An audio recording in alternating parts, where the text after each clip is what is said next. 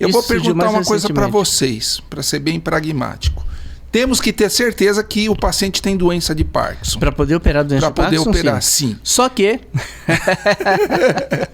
a gente sabe que o Hospital das Clínicas está aí para isso, para a gente poder fazer mudança. A gente fala daqui a pouquinho. E às vezes o doente chega para você porque você é uma referência para receber pacientes com doença de Parkinson, e alguns pacientes, você faz todos esses testes que o Edson falou, tal, parece ser Parkinson mesmo, mas em alguns pacientes você fica, será que é? E é uma responsabilidade grande, porque além de fazer uma cirurgia, que não é uma cirurgia simples, inócua, você tem uma responsabilidade com a família. Como é que é isso, quando você cai de frente a um paciente que você, não está convencendo, passou nos testes e tal, quer dizer, tem chance de ter um Parkinson Plus? Há 2 semanas atrás, eu atendi um senhor que tem 8 para 9 anos de doença de Parkinson. Foi um dos casos que eu indiquei a cirurgia na primeira consulta. Ele tem indicação absoluta de cirurgia. Absoluta. Absoluta. O que acontece é que, mesmo sendo um grande defensor da cirurgia, mesmo a gente ter feito mais de 400 cirurgias dessas ao longo desse período de 11 para 12 anos, o que a gente pode dizer é o seguinte: a cirurgia não é inócua.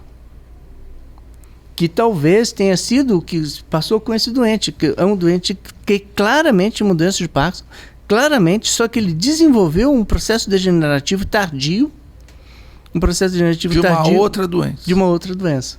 O que acontece?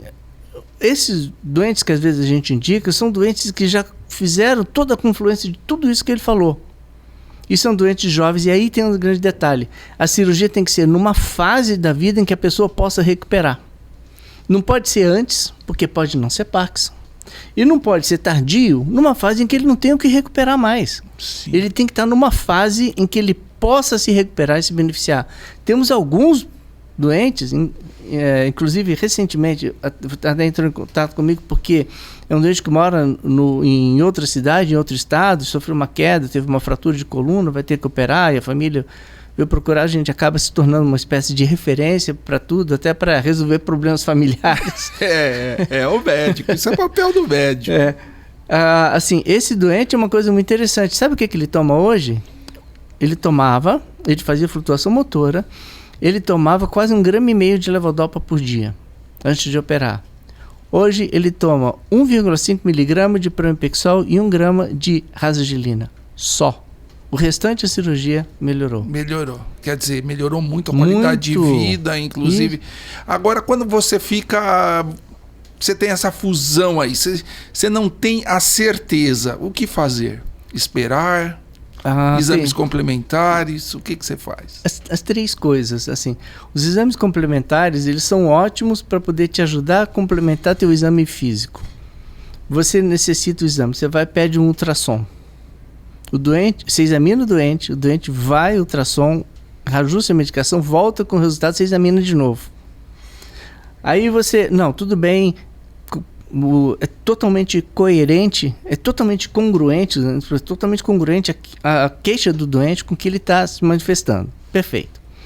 Vamos então estudar para ver como está essa conectividade, para ver se é uma conectividade adequada para a cirurgia. Aí ele vai fazer uma ressonância com estudo de conectividade, com estudo de neurossomo, estudo de neuromielina e avaliação das conexões das determinadas estruturas.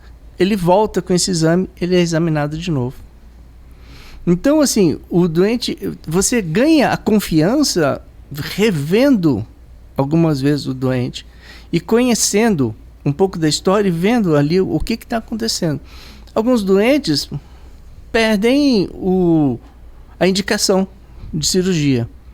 Outros doentes que você achava que não poderia ter, às vezes acabam tendo indicação de cirurgia. Tem que lembrar que algumas das alterações cognitivas ou comportamentais são decorrentes do tratamento. Sim. Então, quando você percebe que esse doente, reduzindo a medicação, ele vai melhorar inclusive questões cognitivas e comportamentais, a cirurgia é benéfica. Diferente do decaimento cognitivo por progressão da doença. Por progressão da doença. Olha só. E aí sim, e tem uma coisa interessante que a gente tem visto bastante, não sei se tem sido também a realidade de vocês. A gente tem sido procurado, ou então tem visto, muitos pacientes que já chegam, doutor, eu vim aqui porque eu quero operar. Porque eu sei que a cirurgia vai me curar. Depositam muita esperança na cura do Parkinson com a cirurgia. Com a cirurgia.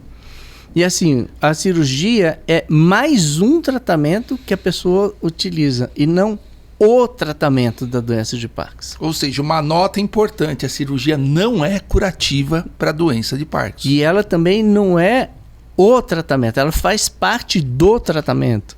Porque o tratamento é aquilo que você falou, basicamente, é reabilitação. Extrair da pessoa o melhor que ela possa fazer, do ponto de vista motor, cognitivo, social, espiritual. É restaurar isso. Joia. Edson, tem alguma coisa a comentar na fusão das doenças? Quer falar um pouquinho de ultrassom antes que a gente passe para os alvos, para o Kleber? Então, que nitidamente, na doença de Parkinson, os pacientes melhoram com a levodopa. Porém, no parkinsonismo atípico, ou seja, aquelas doenças que simulam doença de Parkinson, no início desses sintomas, o início dessas doenças, Parkinsonismo plus, atrofia de múltiplos sistemas, paralisia supranuclear progressiva, degeneração córtico-basal, o início dessas doenças, no início, esses pacientes também respondem à levodopa. Esses pacientes também respondem. Por isso que tem que esperar, né? Isso, porque no início dessas doenças, a via dopaminérgica pós-sináptica ainda está íntegra. Ainda não está tão degenerada. Então, o que caracteriza essas doenças? Qual que é a principal diferença da doença de Parkinson com o parkinsonismo plus?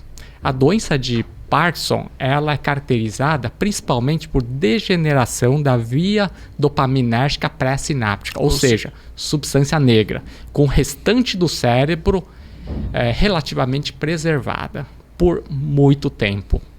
Enquanto que o parkinsonismo plus, essas outras doenças, né, degeneração córtico-basal, paralisia supranuclear progressiva, atrofia de múltiplos sistemas, além da degeneração da substância negra, eles também apresentam degeneração de outros núcleos dos gânglios da base, né? Eles também apresentam degeneração da via dopaminérgica pós-sináptica, né? Muito mais precocemente do que a doença de Parkinson propriamente dita, né? E quando a via dopaminérgica pós-sináptica degenera,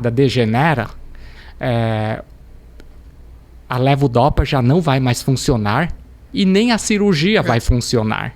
Por quê? Porque a cirurgia é uma maneira não medicamentosa para os efeitos da levodopa, até que a cirurgia melhora o que a levodopa melhora, se você for pensar. Então, existe um princípio na cirurgia que a cirurgia melhora o que a levodopa melhora. Ou seja, quando nós atingimos a dose máxima de levodopa que o paciente aguenta, está na hora de nós substituirmos a levodopa pela cirurgia. Esse é o princípio. Por isso que nós operamos os pacientes. Muito bom. Eu só queria fazer só uma complementação que surge com relação a isso. Muitas das pessoas acabam tomando, por exemplo, levodopa para melhorar os sintomas do Parkinson, aumentando a disponibilidade de dopamina no cérebro. A cirurgia pode fazer com que ele reduza a necessidade de medicação para melhorar os sintomas. E ele vai tomar a levodopa só o suficiente para poder manter o equilíbrio cerebral da via que tem a dopamina. Então, exatamente isso, só ilustrando isso que você falou, né? Que ele vai ter uma melhora da função utilizando menos medicação.